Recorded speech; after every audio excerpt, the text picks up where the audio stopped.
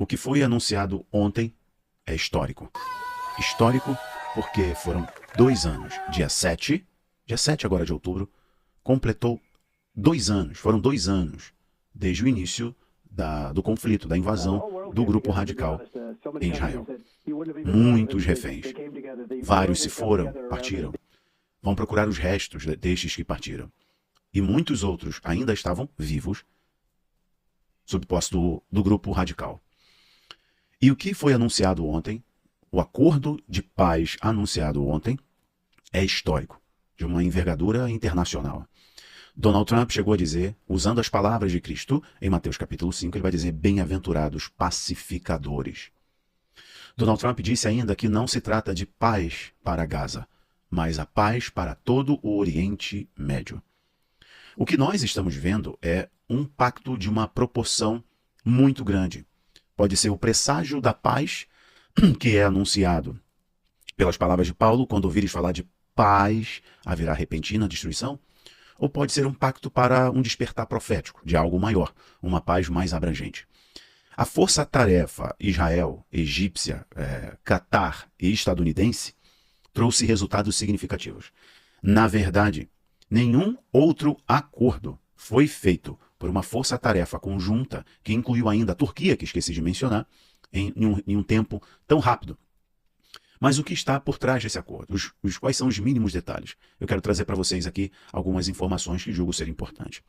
O que aconteceu foi histórico. Donald Trump anunciou, numa coletiva de imprensa, Marco Rubio, para mim aquela cena foi encenada, Marco Rubio, o secretário de Estado, ele vai até o ouvido do Donald Trump, no meio da conferência de imprensa, e ele entrega um bilhete e sussurra algo no ouvido do Donald Trump, e Donald Trump lê o bilhete e diz, olha, o acordo, a primeira fase do acordo está fechada. Isso significa o quê? Significa que, após a Suprema Corte de Israel confirmar os termos do acordo, e isso deve ser feito no dia de hoje, enquanto, inclusive, as pessoas, membros dos familiares que ainda são reféns, etc., estão celebrando nas ruas de Tel Aviv, estão comemorando, estão se regozijando diante do fato, do anúncio. Significa que, depois que tem esta certificação, essa validação legal, legitimando o acordo, Israel tem de imediato para deixar o território de Gaza. Então os tanques israelenses, das Forças de Defesa de Israel, como a gente usa a sigla IDF, já estão se deslocando da zona de confronto. E os moradores de Gaza, que estavam afastados da região, estão voltando. Mais um fator interessante é que depois que houver este anúncio oficial, essa comunicação oficial, o grupo extremista que atuou ali tem até 72 horas para liberar todos os reféns, vivos e também os restos daqueles que se foram. Até 72 horas, ou seja, havia uma expectativa aí que até domingo todos os reféns seriam liberados. Mas já se fala em segunda-feira, até segunda-feira ou terça-feira todos os reféns serão liberados. Esse acordo não é somente um cessar-fogo, é o fim da guerra. Não é uma trégua, mas o fim da guerra. Fim da guerra significa termos de deslocamento, desmilitarização, liberação também de prisioneiros do grupo extremista, que estava preso em Israel com prisão perpétua. Os caras nunca iam sair da prisão. E neste acordo foi dado a estes elementos, estas figuras que trabalhavam para o grupo extremista, que eles seriam liberados. Isso foi um termo importante para que o grupo aceitasse o acordo. Outro termo importante foi, na verdade não é termo, uma expressão importante, foi feita graças à Turquia, o Catar e o Egito. Principalmente o Catar, que sempre financiou esse pensamento mais radical.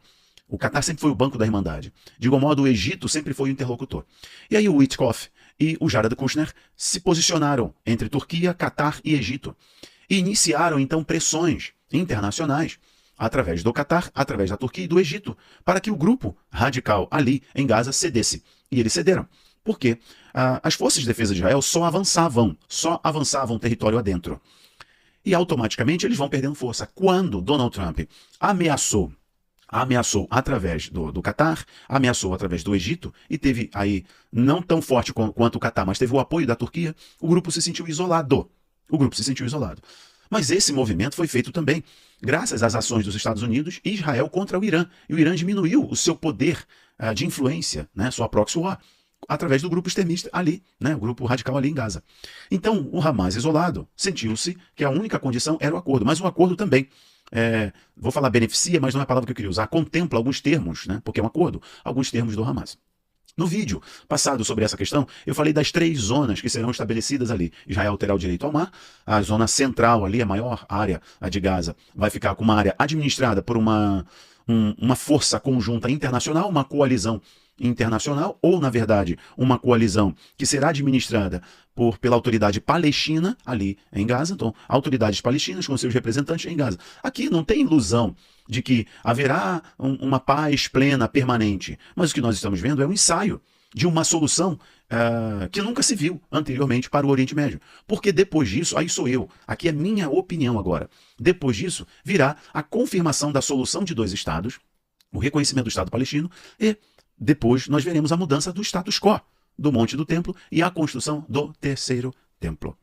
Esse acordo ele é limitado, ele prevê outras etapas. Uma segunda etapa, mas a primeira etapa do cessar-fogo imediato, da liberação dos reféns, isso já está acontecendo e os reféns serão libertados até 72 horas. Né? O que pode acontecer? O que pode acontecer é violações desses acordos, tanto por parte das forças de defesa, tanto por parte do Hamas.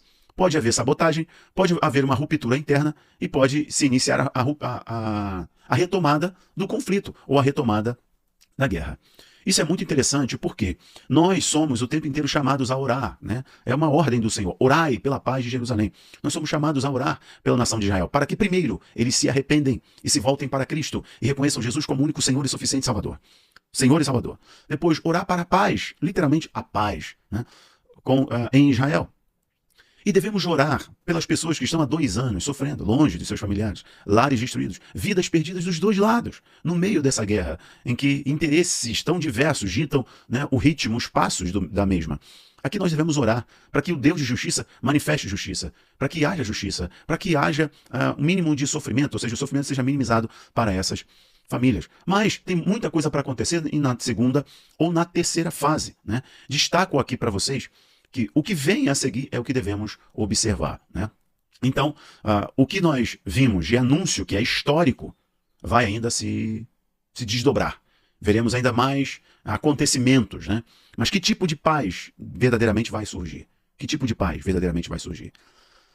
Vamos observar os fatos que virão a seguir. Eu vou parar por aqui. Que Deus abençoe você. Realmente histórico. E devemos destacar esses pontos. Só algo que eu lembrei. Enquanto Donald Trump anunciava este acordo de paz histórico, estava acontecendo em Israel um dos maiores encontros de lideranças evangélicas pró-Israel do mundo. Um encontro global pela paz em Jerusalém. 21º dia anual de oração pela paz em Jerusalém. Tel Hayashi estava lá. O encontro foi liderado por um bispo norte-americano, esse evento foi criado pelo Dr. Jake Hayford, e esse encontro reuniu cristãos de vários lugares do mundo, cristãos evangélicos de vários lugares do mundo, em uma corrente de oração pela paz em Israel, pela liberação dos reféns, e o Donald Trump anunciou o acordo. O Tel Hayashi até teve um encontro, uma fala, pôde fazer uma pergunta para o presidente de Israel, né, o Herzog. Bem interessante. Vamos parar por aqui, oremos pela paz. Este é um grande acordo, este é um feito histórico, é de uma envergadura significativa e está provada a capacidade do Donald Trump. Eu tenho minhas reservas com o Donald Trump, você tem as suas, mas fato é, ninguém na história recente conseguiu promover a paz como ele está promovendo. Isso deve saltar aos nossos olhos, tanto do ponto de vista da diplomacia, mas também do ponto de vista da escatologia. Sem fazer escatologia de jornal, eu precisei mencionar isso para vocês. Que Deus abençoe. Um abraço. Tchau, tchau.